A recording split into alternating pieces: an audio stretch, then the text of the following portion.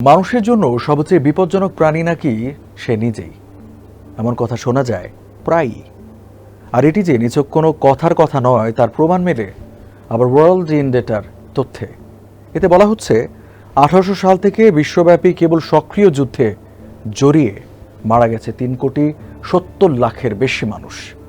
আর এর ফলে সৃষ্ট ক্ষুধা, দারিদ্র্য ও রোগে মৃত্যুর সংখ্যা কিংবা ছোট সংখ্যাতের মৃত্যুর সংখ্যা বিবেচনা করলে সেটি বেড়ে যাবে বহুগুণে।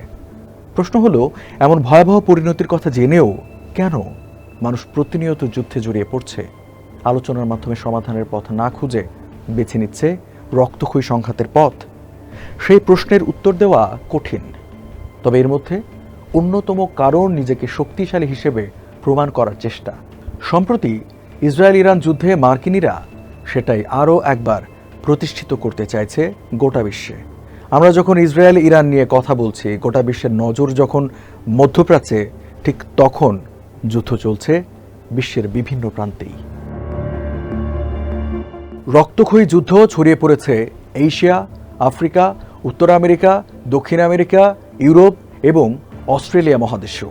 সহজ করে বলতে গেলে ওশেনিয়া এবং অ্যান্টার্কটিকা ছাড়া বিশ্বের প্রতিটি মহাদেশেই এখন কোনো না কোনো যুদ্ধ চলছে।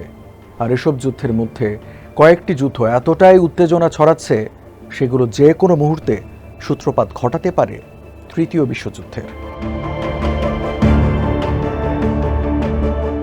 2022 সালের ফেব্রুয়ারি থেকে এখনও চলছে এই সংঘাত। সবশেষ গত মঙ্গলবারও ইউক্রেনে রাতভর ধ্বংসাত্মক অভিযান চালিয়েছে রুশ সামরিক বাহিনী।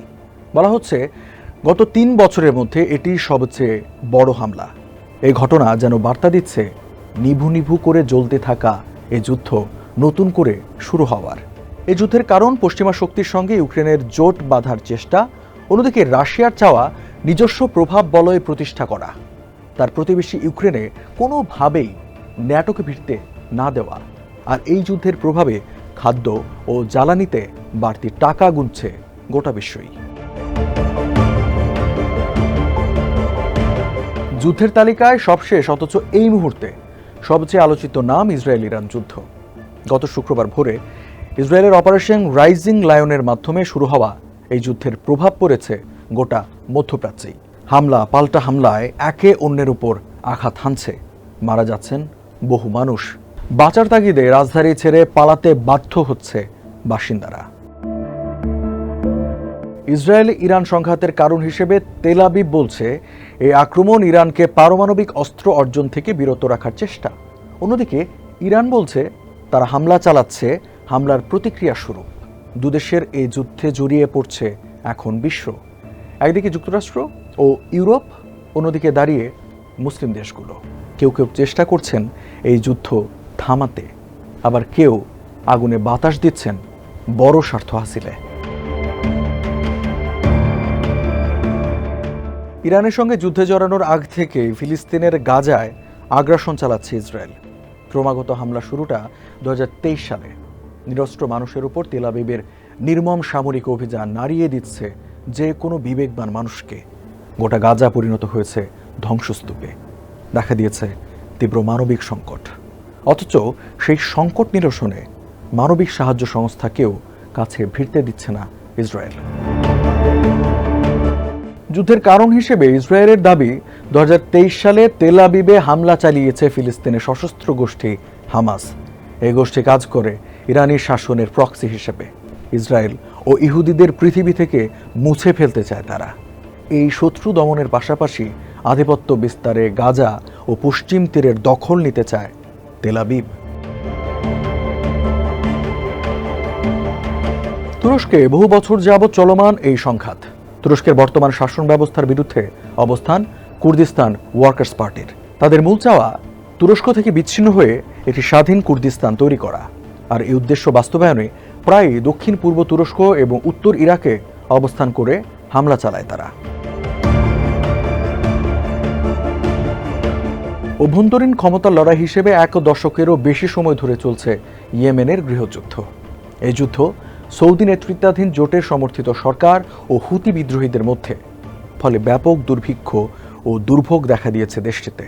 প্রতিনিয়ত বিশ্বের বিভিন্ন অঞ্চলে জাহাজ চলাচলে প্রভাব ফেলছে এই যুদ্ধ।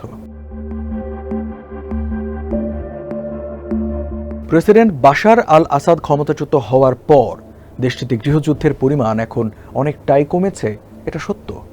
তবে এখনও তা পুরোপুরি শেষ হয়ে যায়নি।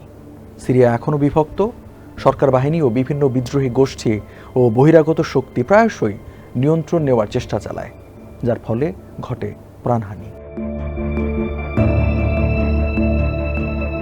পশ্চিম আফ্রিকার সালেহ অঞ্চলের একাধিক রাজ্য যেমন মালি, বুর্কিনা ফাসো এবং নাইজার এই সংঘাতে জড়িত।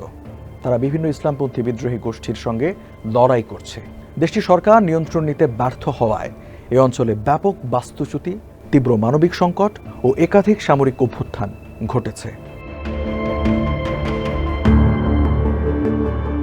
বর্তমানে মিয়ানমারের শাসনভার সামরিক জান্তার হাতে, তবে তাদেরকে প্রতিনিয়ত লড়তে হচ্ছে জাতিগত সশস্ত্র সংগঠন এবং গণতন্ত্রপন্থী পিপলস ডিফেন্স ফোর্সের বিরুদ্ধে। একটি বিস্তৃত জোট যেমন আরাকান আর্মি দেশটির ক্ষমতাসীন সামরিক জান্তার বিরুদ্ধে বহুমুখী সংঘর্ষে লিপ্ত। এই যুদ্ধের প্রভাব পড়েছে মিয়ানমার সীমান্ত লাগোয়া বাংলাদেশেও। দেশটিতে অত্যাচারিত হয়ে বাংলাদেশে আশ্রয় নিয়েছে রোহিঙ্গারা, দেখা দিয়েছে মানবিক সংকট। এছাড়া ইথিওপিয়া, সুদান, হাইতি, কলম্বিয়ায় গৃহযুদ্ধ চলছে। আর যুক্তরাষ্ট্রের প্রতিবেশী দেশ মেক্সিকোতে চলছে মাদক বিরোধী অভিযান। এই অভিযান গোটা দেশে অস্থিতিশীলতা তৈরি করেছে, নিহত হয়েছে বহু বেসামরিক মানুষ।